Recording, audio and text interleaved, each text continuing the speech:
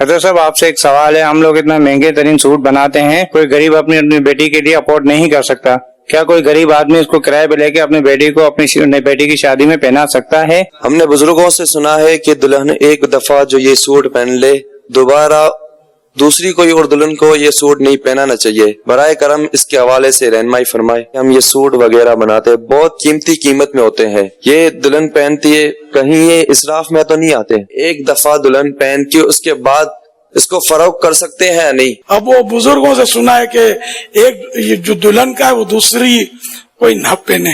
مجھے یہ شک پڑتا ہے کہ کسی امبرائڈر نے ہی ہو سکتا ہے کہ یہ چلائی ہو کہ بھائی بزرگوں نے منع کیا ہے تاکہ جس کو بھی پہننا ہے دلہن کو تو ہم سے نیا بنوا لے، ورنہ سارا یہ آپس میں پہنتے رہیں گے تو ہمارے پاس کون آئے گا۔ یہ ایک میرے کو شک ہے، خدا بہتر جانے۔ تو یہ اس کا کوئی اس میں دم نہیں ہے اس بات میں۔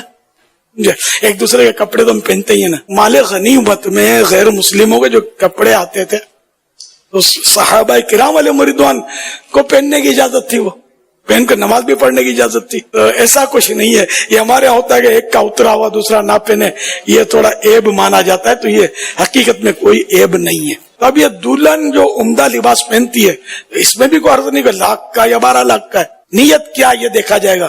اگر نیت فخر و تفاخر کی ہے، دوسروں پر فخر جتانا ہے، تکبر کرنا ہے، دل آزاری کرنا ہے، مقابلے بازی کرنا ہے، تو پھر یہ جیسی نیت میں خرابی ویسا اس کا وبال ہوگا۔ تو بیوی کے لیے یہ کہ وہ اپنے شوہر کے لیے زینت کرے، تو شوہر کو خوش کرنے کے لیے زینت کرے گی تو یہ بھی ثواب کا کام ہے اگر ثواب کی نیت سے کرے گی۔ اب مگر دلہنیں جو ہے نا، یہ بس آزمائش ہے بہرحال کہ یہ سب ہوتا ہے عوام کے لیے، دکھاوے کے لیے، کہ لوگ عورتیں واہ واہ کرتی ہوں گی، اتنے لاکھ کا جوڑا، اتنے لاکھ کا جوڑا۔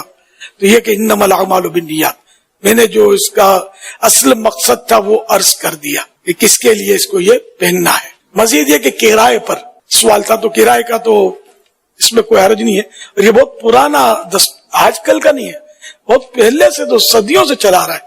کرائے کے لباس دلہن ہی کے نہیں، مطلب کرائے کے لباس کا رواج ہے، تو کوئی حرج نہیں کرائے کا رواج، کرائے میں یہ دلہن کا لباس بھی دینا۔ لیکن یہ ذہن میں رہے کہ جو اس طرح کے لباس بیچتے ہیں یا بناتے ہیں، اب وہ کسی کا آرڈر پر یہ بنا رہے ہیں، دام طے ہو گیا، سب کچھ ہو گیا، اگرچہ ابھی اس کو سونپا نہیں ہے، لیکن اگر اس کو کرائے پر دیا تو یہ اب سیکنڈ ہینڈ ہو گیا۔